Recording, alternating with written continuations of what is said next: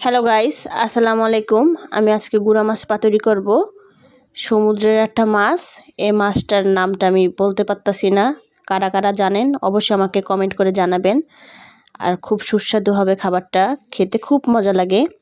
এভাবে পাতুরি করে দেখবেন, খুব ভালো লাগবে। তার জন্য আমি একটা টমেটো কেটে নিয়েছি, বেশি করে পিস কেটে নিয়েছি, কাঁচামরিচ কেটে নিয়েছি। এই যে মাছগুলো দিয়ে দিচ্ছি। এখন আমি হলুদ গুঁড়া দিয়ে দিলাম আধা চামচ পরিমাণে, মরিচ গুঁড়া দিয়ে দিলাম আধা চামচ পরিমাণে, ধনিয়া গুঁড়া দিয়ে দিলাম আধা চামচ পরিমাণে, জিরা গুঁড়া দিয়ে দিলাম আধা চামচ পরিমাণে। সুন্দর মতো এটা মেখে থেকে আমি বসিয়ে দিব। লবণ দিয়ে দিলাম পরিমাণ মতো, তেল দিয়ে দিলাম পরিমাণ মতো।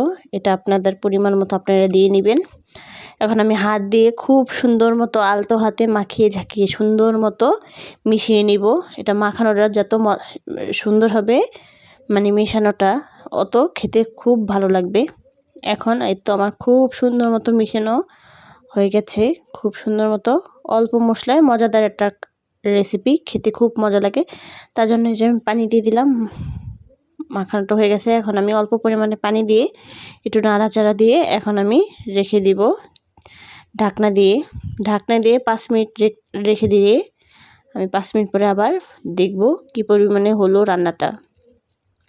এরকম মজার রান্নার ভিডিও পেতে হলে আমাদের চ্যানেলটা অবশ্যই সাবস্ক্রাইব করবেন। এই তো আমি ঢাকনা উঠিয়ে 5 মিনিট পরে চলে আসলাম। এখন আবার একটু নাড়াচাড়া দিয়ে আবার ঢাকনাটা দিয়ে রেখে দিব, কারণ এটা আমি পোড়া পোড়া করে ফেলবো পাতুরি স্টাইলে, খুব মজা লাগবে। এই তো আমি আবার সুন্দর মতো নাড়াচাড়া দিয়ে দিলাম। 5 মিনিট পরে চলে আসলাম। এই তো রান্নাটা খুব সুন্দর মতো হয়ে যাচ্ছে। এখন আমি ধনিয়া পাতা দিয়ে দিলাম। তো আমি খুব কাছ থেকে দেখে দিচ্ছি কী পরিমাণে কতটা সুন্দর হয়েছে, কালারটা কতটা লোভনীয় লাগছে রান্নাটা। এখন আমি পরিবেশন করেও আপনাদের দেখিয়ে দিব। রান্নাটা আমার কমপ্লিট হয়ে গেছে। তো আজকের মতো এখানেই বিদায় নিচ্ছি। আল্লাহ হাফেজ।